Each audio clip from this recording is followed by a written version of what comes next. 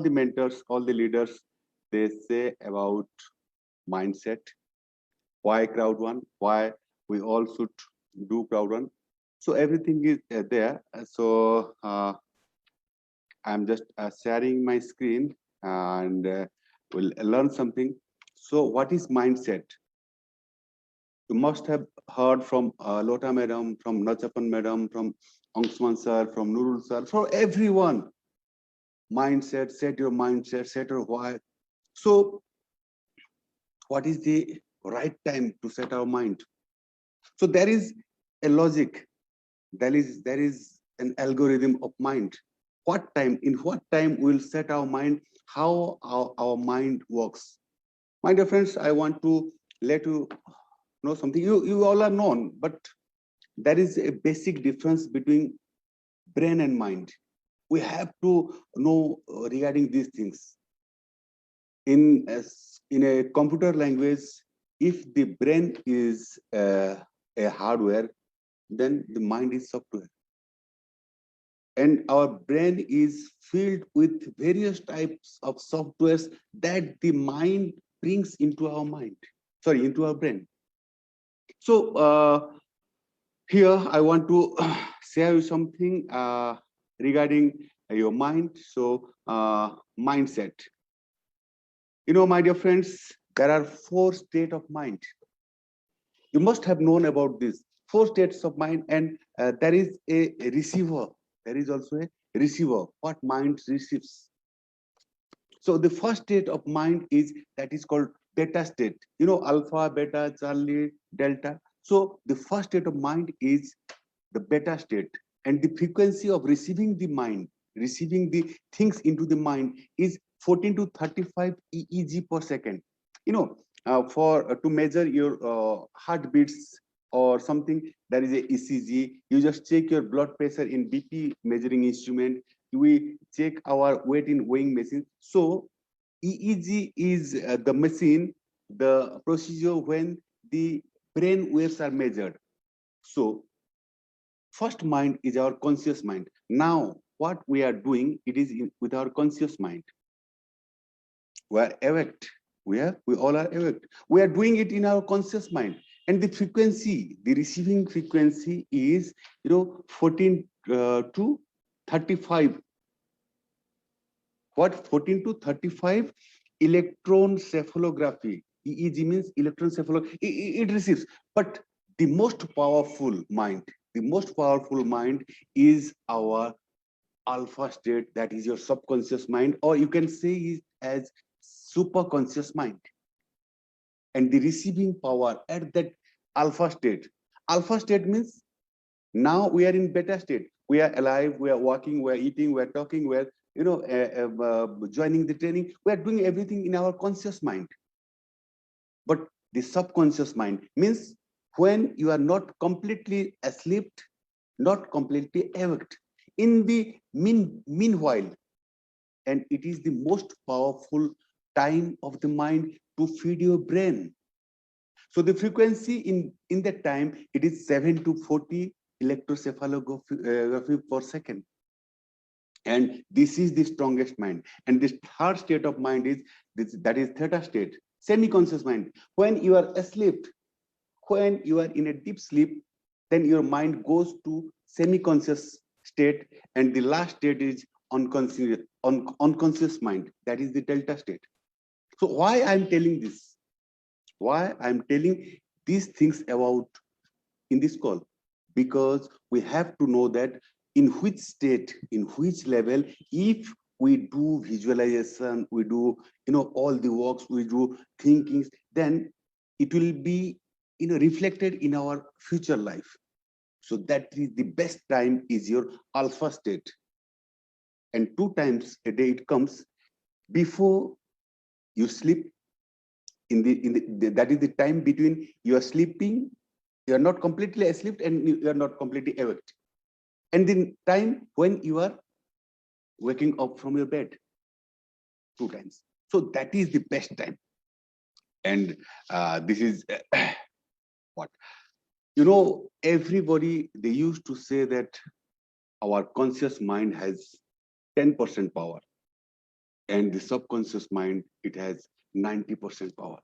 What our conscious mind can do, it can think, it can create critical thinking, logical thinking, short term money thinking, willpower, because the conscious mind tries to use willpower to control behaviors, habits, and beliefs, but loses out to the subconscious mind's greater influence. But the subconscious mind, it has 90% power, my dear friends. And most of the people, they have died. The most maximum mind power has been used so far, according to a research, is Albert Einstein. He has also used 8 to 10% of his mind in his lifetime. So 90% unused brain went to the graveyard. So now, if we use our subconscious mind power, then we can achieve anything, anything we can achieve, because our subconscious mind has the power of beliefs, has the power of creativity, it has the power of development stages, it has the power of emotions and feelings, it has the power of habits and addictions, it has the power of imaginations, it has the power of influence, it has the power of long-term memory, it has proactive reactions and values. And hypnosis uses this part of the mind for change. So if we are doing something, with our subconscious mind, how it is possible, I'll tell you in next slide. Because the subconscious mind has the power of telepathy. If you are thinking someone to get into in CROWD1, you just send a message through waves. That is called telepathy. I'm going to Lota ma'am to offer her a business opportunity. So before reaching her, I have to send a message from my mind to her mind. That is called telepathy. That I explained her so and so, so and so, so and so, and finally her joining is confirmed. So before reaching her, before starting from home, you just send a message. That is called telepathy, and it has receiver. You know, in earlier stage, you have seen many films, something like the religious films. The Almighty was saying something, and it was coming to the saint directly. That is telepathy. That is the functional of the receiver and the transmitter, and it is like a radar. It is like a radar, because subconscious mind has the power of a radar, and radar means your conscience. It listens the voice from your heart. And the subconscious mind, it has a long memory, means the storage capacity of your brain is almost 1 million gigabyte. Do you know this? Do you know this? The memory, the storage keeping capacity of your brain is almost 1 million gigabyte. Our phone goes hang if its memory is full, 128 GB to 56 GB. But imagine our brain has such a mechanism, it can keep 1 million gigabyte memory in itself. And the last stage is planning.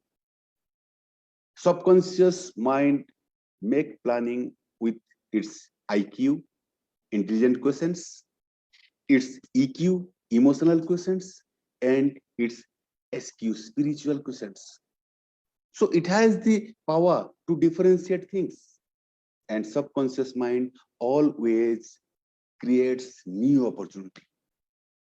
So my dear friends, I want to tell you the main thing right now. What happens, if we feel hungry, if I am feeling thirsty, I'll go to kitchen, I'll bring a glass of water, I'm commanding to my hand to bring a water and to make me drink. If I'm feeling hungry, I'll take some food and I will eat. If I have to go somewhere, I'll give command to my legs to move there. My body, your body parts, your muscles are obeying the orders. Why? Because you are feeding them. Because I am feeding my body parts, my physique, my muscles. If we are feeding our muscles, then they obey us. If you are not feeding your body, suppose you don't feed your body, you don't feed your stomach for 5 to 10 days and lock yourself in a room.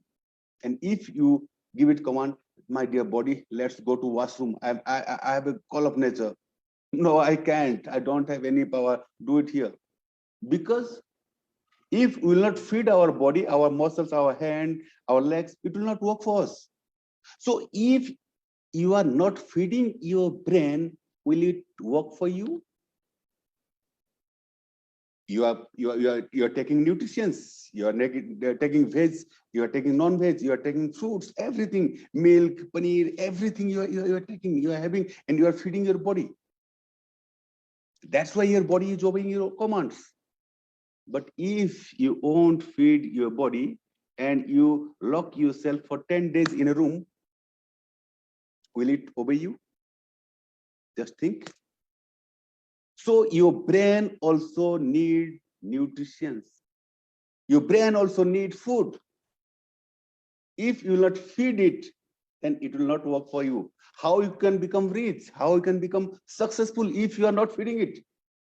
So my dear friends, the nutrition of mind, that is positive thinking. Whether you are thinking positive or you are in negative part. Whether the world is looking positive in your eyes or your visualization, your sight angle is different. Is it negative? So you have to feed your brain with positive thoughts. You have to feed your brain with positive speaking. You have to feed your brain with positive reading, and you have to feed your brain by viewing and listening positive videos and audios. But here the interesting part comes. If you feed your body, if you are feeding your belly and you are not doing any exercises, then your body will go fatty and it will be useless.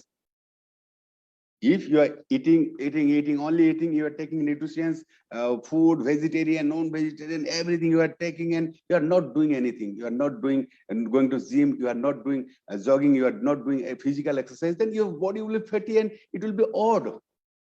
And if you are feeding your mind, and if you don't give your mind exercises, then the mind will be fatty and it will be useless. So by listening these things, by using these things, by reading positive books, and only by doing this, and if you are not giving the exercise to your mind, it will be also useless. So what are the exercise of mind? The exercises of mind is first visualization. You visualize with alpha music, because I told you in earlier slide, alpha state. If you listen alpha music, you can type, mobile phone in Google, alpha music, you can get alpha music. You just play alpha music and start visualizing. What? I have a big car. Mr. Angsman sir, he visualized regarding a Volvo. He bought the Volvo. He visualized regarding Kia Seltos. He bought it. He visualized regarding Mercedes. He got it. Visualize. Visualization with alpha music. You just visualize yourself. Then meditation. It's also very essential. Do you meditate? Because your mind also needs some exercise. Your brain also needs some exercise. And the third thing is concentration. You have to concentrate. You have to focus on your goal. What is your goal? What was your day one in CROWD1? Why you heard the business concept of CROWD1 and why you joined CROWD1, and what was your goal that time? And now you have to concentrate on your goal. You have to focus on your goal. That is concentration. And you have to do prayer. Prayer for self, prayer for others, meaning your team leaders, and prayer for unknown persons who are going to join you. So these four things are the exercises of mind. And if you want to be successful in life, then these things, it helps you a lot. Your passion should be there. A successful person always, he's or she's passionate towards his or her goal. Passion. Whether you have that passion, you have that belief power. Second thing is perseverance. You have to come out from, the negative things or the failures instantly. You have to come out. Yeah, some people might tell you that I have seen a person, he was in such and such and such companies, he could not be succeeded. So if you feel like that, if you are failing somewhere, so you have to continue your work, forgetting that previous activity. If you failed somewhere, no issues, because failure is the pillar to success. Everybody has failed in their life. My mentor right now, before a few minutes, my mentor was saying that the person cannot be a successful one without failure. So, but we have to overcome that failure. We have to continue activities by forgetting those negative things in our life. And your resilience means you have that much quality to recover yourself quickly from difficult situation. That is your resilience. If the situation is adverse, if the flow is not with you, then you should have that ability to come out from that adverse situation. Your proactiveness. Many times you have heard about proactiveness. Are you active? Are you reactive? Or are you proactive? Ask yourself. So active people, they just obey the orders. They obey the orders and they're active always. Reactive people, if I'm saying my peon bring a glass of water, he's reacting me. He's bringing a glass of water instantly to me. He's reactive. But who is proactive? Who himself is thinking about the future and doing something extra for him. Your proactiveness is the key factor to your success, and attitude should always be right. With negative attitude, no one has become successful in his or her life. So you have to be in right attitude. Your attitude reflects your future. And my dear friend, one thing, just remember one thing: future is never made in future. Future is always made in today only. Your future is never made in future. Right now, where you are, it is the result of your past time. What you have read in your childhood, what you did until you reach to the age of 20, 22, 25, 30, 35, 40, 45. What you have done in your past time, today you are in. So your future is never made in future. Your future is made in today only, because you had read in a, you went through MBBS, you became a doctor. You went through LLB, you became a lawyer. You went through MBA, you become a manager. So what you have done, you are right now. So what you will do today, what you are doing today, you will become that thing. So your future is always made in today only. So thank you so much. This was from my side today, and thank you. I would like to express my gratitude to Lota ma'am, Nachapam ma'am, Angsong sir, and each and every listeners who just heard me today. And thank you so much for giving me the opportunity to share my few words regarding mindset. Thank you so much.